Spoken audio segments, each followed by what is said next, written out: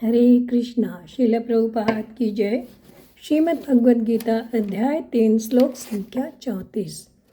इंद्रियस्य इंद्रियस्यार्थे रागद्वेषो व्यवस्थितो तयोर्नवासम आगच्छतो यस्य परिपंथिनो। प्रत्येक इंद्रिय तथा उसके विषय से संबंधित राग द्वेष को व्यवस्थित करने के नियम होते हैं। मनुष्य को ऐसे राग तथा द्वेष के वशीभूत नहीं होना चाहिए, क्योंकि ये आत्म साक्षात्कार के मार्ग में अवरोधक है। पिछले श्लोक में हमने देखा कि मनुष्य अपनी प्रकृति के अनुसार जन्म लेता है और उसी प्रकृति के अनुसार उसे कर्म करने पड़ते हैं। इसलिए भगवान इस श्लोक में प्रकृति को शुद्ध करने का उपाय बता रहे हैं। अपनी प्रवृत्ति को, अपने गुण और स्वभाव को शुद्ध करने का उपाय भगवान बता रहे हैं। तो इंद्रियस्यार्थ राग द्वेषो व्यवस्थित हो, यानी कि हमारी 5 इंद्रियां हैं, ज्ञानेंद्रियां 5 हैं और इनके 5 ही विषय हैं। तो प्रत्येक इंद्रिय के प्रत्येक विषय में अनुकूलता और प्रतिकूलता की मान्यता से मनुष्य के राग द्वेष स्थित रहते हैं। इंद्रिय के विषय में अनुकूलता का भाव होने पर उस विषय में मनुष्य का राग हो जाता है, और प्रतिकूलता अगर होती है तो उस भाव में मनुष्य का द्वेष हो जाता है। वास्तव में देखा जाए तो राग द्वेष न तो इंद्रियों में न इंद्रियों के विषयों में है।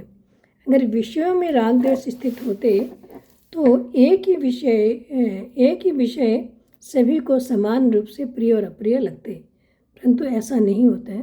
जैसे कि वर्षा किसान को बहुत प्रिय होती है तो कुम्हार को प्रिय नहीं होती है। तो वस्तुतः ये देखा जाए तो इंद्रियों और इंद्रियों के विषयों में राग द्वेष नहीं होता है, परंतु मनुष्य के अपने भाव में, अपनी अनुकूलता और प्रतिकूलता में वो स्थित रहने के कारण राग द्वेष उत्पन्न होते हैं। तो वास्तव में राग द्वेष मैंपन में रहते हैं।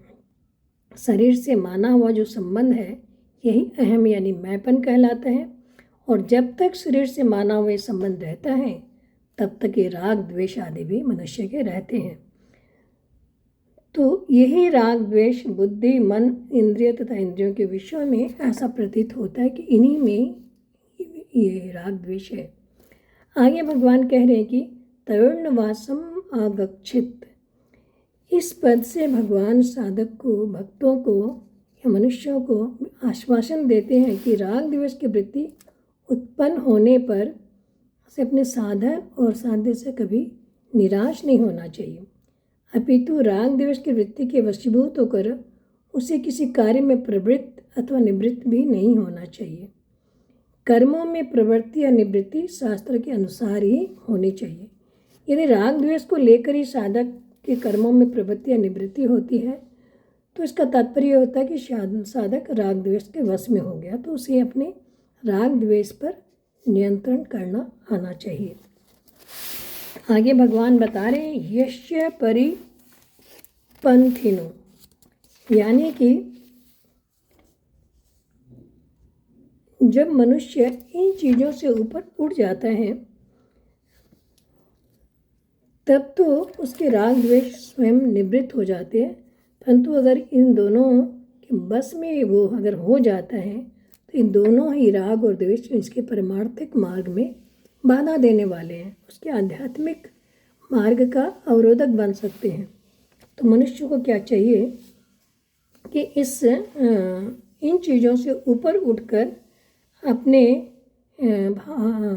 इंद्रियों को राग द्वेष से परे करके अपने कर्मों को करना चाहिए। हरे कृष्णा।